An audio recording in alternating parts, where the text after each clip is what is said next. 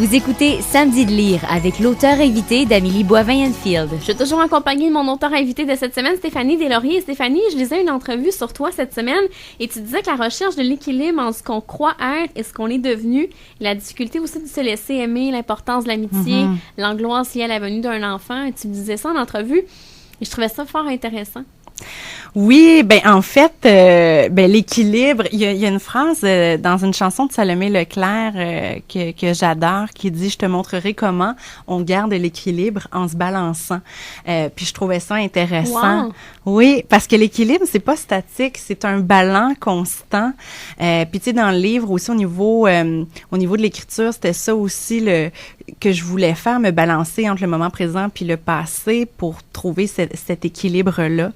Donc, ouais, puis le fait de qu'est-ce que je crois être versus ce que je suis devenue, mais il y a tout ça aussi. Nous aussi, on est en mouvance constante.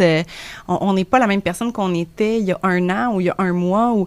Tu sais, la vie change à une vitesse folle. Tu le sais, un matin, on peut se lever, il y a un événement qui arrive, paf, ça vient de changer notre vision de certaines choses. Alors, il y a tout ça. Des fois, on s'accroche à des choses qu'on voulait auparavant puis qui nous conviennent plus maintenant, tu sais. Puis en tout cas, moi, je pense qu'il y a beaucoup de problèmes de santé mentale qui sont reliés à ça, là, mais ça, c'est un autre combat. Manque de ressources aussi pour épauler autant les enfants que les adultes. Ça, c'est assurément. Puis, tu sais, tantôt, on parlait d'abus psychologiques. Ben ça, c'est une forme d'abus qui a seulement été reconnue en 2007 par la loi sur la protection de la jeunesse comme un motif de signalement. Donc, puis encore là, dans les signalements, il y a seulement la moitié qui sont retenus par rapport à des enfants qui sont en situation de compromission.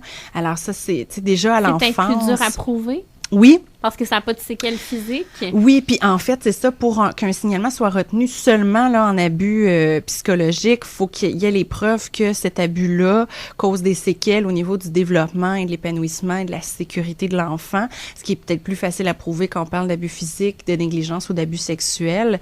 Mais pourtant, les chercheurs s'entendent pour dire que l'abus psychologique, c'est le type de violence qui laisse le plus de traces et qui est la plus dommageable dans la construction d'une personne, qui va générer beaucoup de troubles de santé mentale à l'âge adulte, des difficultés d'attachement, des difficultés au niveau de la confiance, au niveau des relations. Donc ça, pour moi, c'est un grave problème, puis j'ai envie d'en parler, puis tant mieux si je peux y aller via la fiction, puis que ça peut sensibiliser des gens, puis...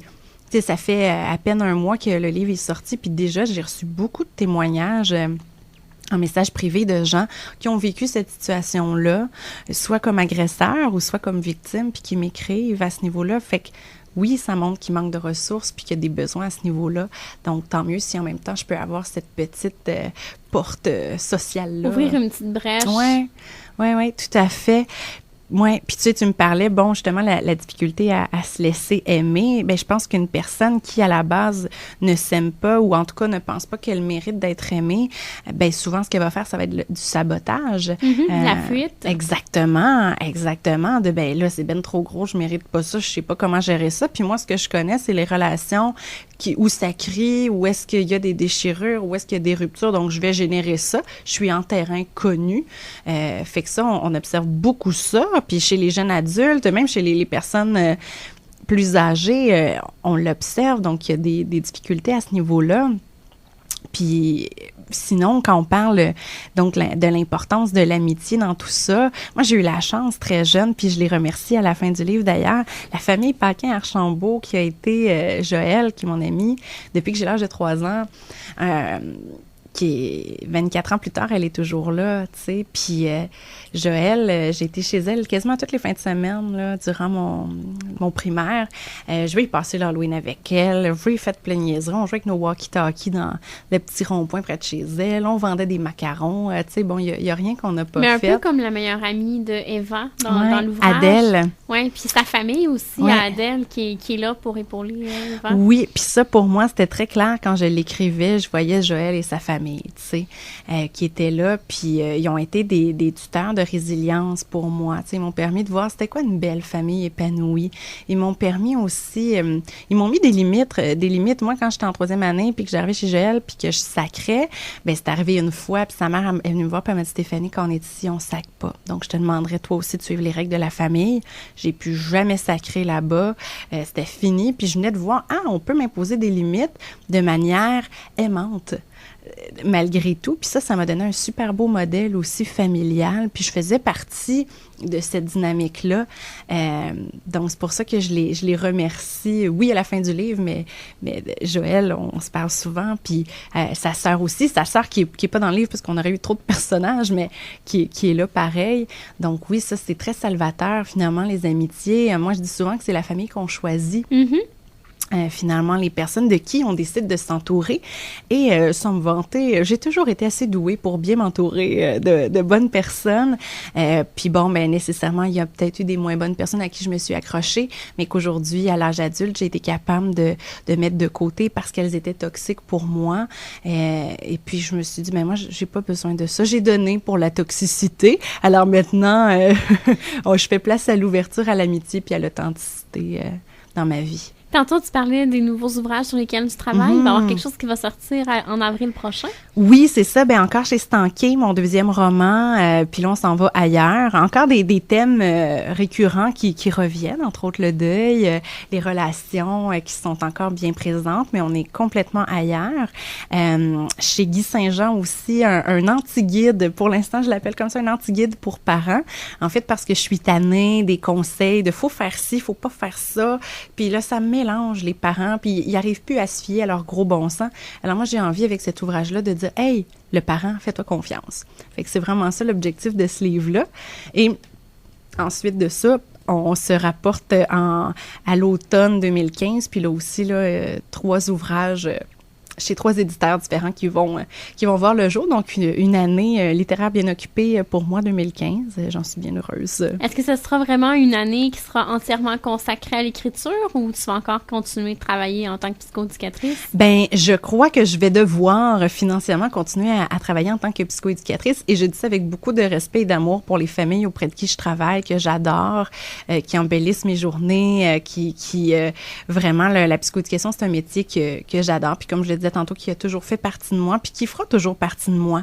Mais aujourd'hui, je suis forcée d'admettre que mon rêve, depuis quelques années, c'est vraiment de vivre de ma plume, de vivre de mes conférences, de mes animations, de mes formations. Donc, je vais investir plus de temps à cet effet-là pour éventuellement voir les fruits de mon travail. Ça, c'est certain. Mais pour l'instant, je vais continuer à œuvrer auprès de quelques familles. Et depuis un an à peu près, on te voit de plus en plus à la télévision. Dernièrement, on te voit pas mal dans format familial. Oui, depuis septembre. C'est un super beau projet qui est arrivé comme ça dans ma vie. En fait, au mois de janvier-février, je me suis fait contacter par la recherchiste de format familial. Elle voulait me rencontrer. Puis là, je dis, mais comment qu'elle a eu mes informations et tout ça? Puis c'est une amie qui avait été contactée qui, elle, a horreur de la télé, elle veut pas en faire. Elle est psychoéducatrice aussi, donc elle leur a donné mon nom. Puis on s'est parlé, puis ça a vraiment cliqué avec la recherchiste. Puis là, rapidement, j'ai été convoquée en audition. Ça a super bien cliqué avec Sébastien Diaz et Bianca Gervais, qui sont les 2 animateurs. Catherine Bureau, qui est la productrice aussi chez Attraction Images. Alors, quelques jours après, je recevais l'appel, là, comme quoi c'était moi qui avais été sélectionnée. Alors, nous, on a fait le tournage au courant de cet été. En fait, un premier bloc en juin, un deuxième bloc en août, début septembre, pour le début de la diffusion en septembre. Puis, l'émission va super bien. J'ai des très, très bons échos, tant de parents que de non-parents, finalement, qui disent « Ah, c'est vraiment drôle, c'est vraiment le fun, c'est dynamique, c'est jeune, c'est coloré. » Puis, il y a un beau sens de l'esthétisme aussi dans les images qu'on voit moins d'habitude dans les émissions pour familiales. Alors, ça, vraiment, chapeau. Puis, l'équipe a est vraiment extraordinaire. Là, les tournages, ça a été vraiment une partie de plaisir. Donc, belle première expérience de télé de manière plus régulière pour moi. Là, vraiment, je suis choyée. Ah, parce que des fois, on t'appelle, comme par exemple à LCN, sur des sujets particuliers où on va avoir ton opinion de psychoéducatrice. Là. Exactement, ça va arriver. D'ailleurs, dans les dernières semaines, ils m'ont téléphoné, puis ça donnait pas... parce que souvent, avec l'actualité, hein, on le sait, la journée même, donc des fois, je suis pas disponible parce que je suis au travail. Mais oui, fait que ça, je le fais depuis 2012, 2011 à peu près. Ouais, la première fois, c'était en janvier 2011 à JE, où j'étais passée pour parler d'intimidation, puis depuis, ça arrive là, de manière plus spontanée. Ce que j'aime beaucoup aussi, c'est très différent le direct de ce qui est préenregistré, là. C'est une autre dynamique complètement, mais c'est quelque chose que j'aime. J'aime cette petite adrénaline-là aussi, puis ce direct-là là, qui laisse pas place à l'erreur, vraiment. Si tu me permets, Stéphanie, on s'arrête et dans les prochains instants, on parle de ton coup de cœur littéraire. Oui!